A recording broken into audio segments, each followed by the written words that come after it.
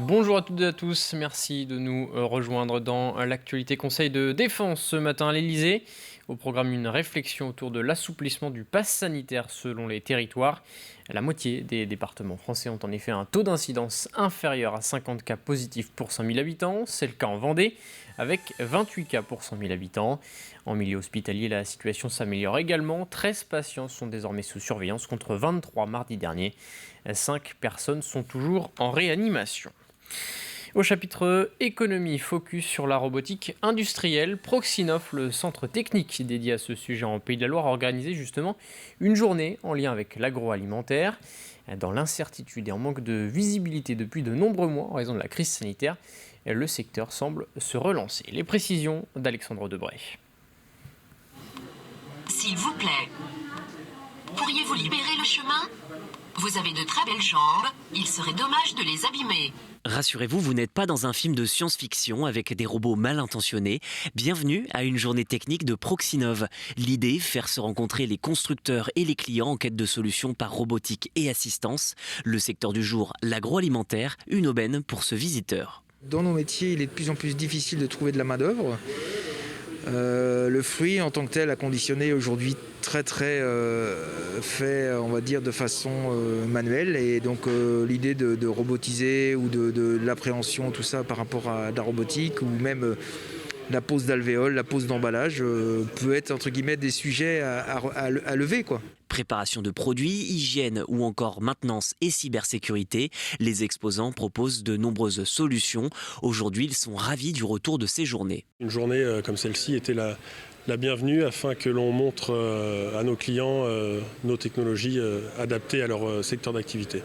C'est très bien parce que déjà il y a tout l'aspect communication en amont de la journée qui permet de se faire connaître, et puis aussi des journées comme celle-ci, ça nous permet de rencontrer soit des clients actuels, soit des nouveaux clients, et même des fournisseurs, des contacts, des sous-traitants. La crise sanitaire n'a pas épargné le secteur. Cette année, ce n'est que la seconde édition des journées techniques. La diminution des échanges invite moins à l'innovation. Il y a eu un coup d'arrêt, c'est vrai. Par exemple, l'année dernière, on a divisé par 2 le nombre d'études que nous avons pu faire dans nos ateliers. Alors oui, parce qu'il y a eu des confinements, mais aussi parce que finalement dans le monde industriel, on s'est arrêté de penser à demain, puisqu'on ne savait pas comment ça allait se passer. Donc oui, les journées techniques permettent de relancer l'activité de façon à ce qu'on puisse de nouveau imaginer d'incorporer des solutions nouvelles dans les usines de demain. Prochain rassemblement le 9 décembre avec Full Robotique. Comme cette journée technique sur l'agroalimentaire, Full Robotique permettra rencontres et échanges entre professionnels et fournisseurs de solutions robotiques industrielles. En bref, dans le reste de l'actualité, le décès de Jacques Champin, l'ancien maire de la Boissière de Montaigu et ancien président du district de Montaigu, aujourd'hui communauté de communautaires de Montaigu, s'est éteint le week-end dernier à l'âge de 82 ans. Dans un communiqué, Alain Leboeuf, président du département, a rendu hommage à un homme qui, je cite, laissera le souvenir d'un serviteur de la Vendée et au parcours méritant le respect des Vendéens. Également, en bref, comment s'appellera la commune nouvelle fusion de l'Aiguillon-sur-Mer et de La Faute-sur-Mer.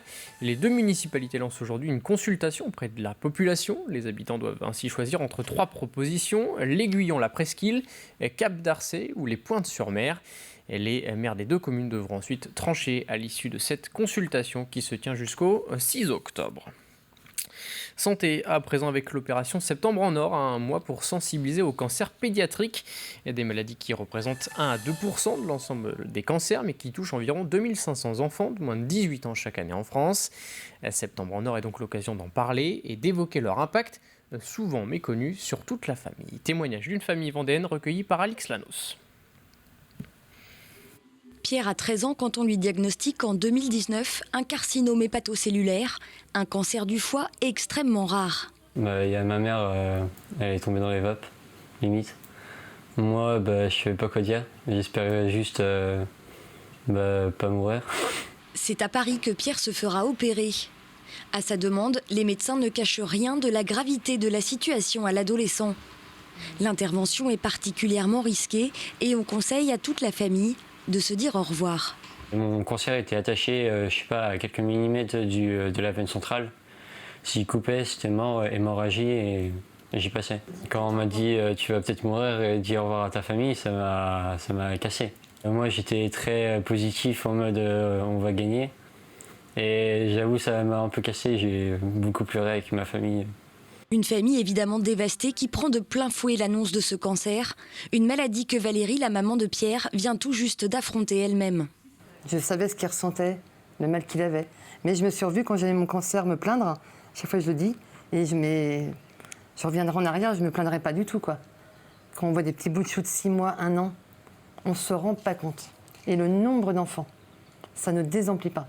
Alors pendant de longs mois, la famille va vivre au rythme de la maladie. C'est une vague et on baisse la tête et on en oublie son mari, sa fille qui reste à la maison, parce qu'on n'a pas le choix. Le sentiment d'avoir été oublié, c'est exactement ce qu'a vécu Lucie, la petite sœur de Pierre. Les parents, les amis, la famille sont accaparés par le combat à mener. Et souvent, dans l'ombre, les frères et sœurs souffrent, invisibles. Et je voulais avoir un cancer, moi aussi, parce que je me sentais à l'écart et j'ai l'impression que personne ne s'occupait de moi et je faisais rien, j'étais tout le temps toute seule chez moi. Et quand on allait chez des amis, c'était tout le temps Pierre, tout le temps. Donc j'étais là, pourquoi je suis là, moi, je sers à rien, quoi. En fait, pour eux, moi, j'allais toujours bien. Quand les gens nous appelaient, c'était Pierre. Et Lucie, ça va? Ok, oui, ça va, et c'est tout, quoi. Pourtant, à l'époque, la petite fille de 12 ans a peur. Le cancer est entré dans leur vie à tous. Le cancer de l'enfant touche en effet chaque membre de sa famille. Et chaque année en France, près de 2500 cas de cancer sont diagnostiqués chez les moins de 18 ans. On termine ce journal avec du sport et de la voile. Hier soir, les skippers du Team Vendée Formation se sont réunis à Saint-Gilles-Croix-de-Vie pour faire le point sur la solitaire du Figaro qui s'est terminée il y a quelques jours. Xavier Macaire, au Team Vendée Formation, a notamment terminé 2e. Charlotte Yvan a, elle, terminé 32e. Elle fait le bilan d'une première année sous les couleurs vendéennes. Écoutez. C'était la course déjà qui venait clôturer toute une belle saison d'apprentissage et de courses, de progression, de formation, voilà. Et c'était une super expérience. C'est quand même une course, c'est quand même un sacré truc, quoi. 4 grosses étapes qui s'enchaînent assez rapidement, avec des conditions variées, des parcours super intéressants, et puis notre lot d'émotions, quoi. On passe un peu par tous les états dans cette course. J'ai eu mon petit lot de mésaventures aussi, et puis mon grand lot d'apprentissage et de nouvelles expériences. Donc c'était vraiment super, super cool. C'est la fin de cette édition. Je vous retrouve à 18h pour un nouveau point sur l'actualité.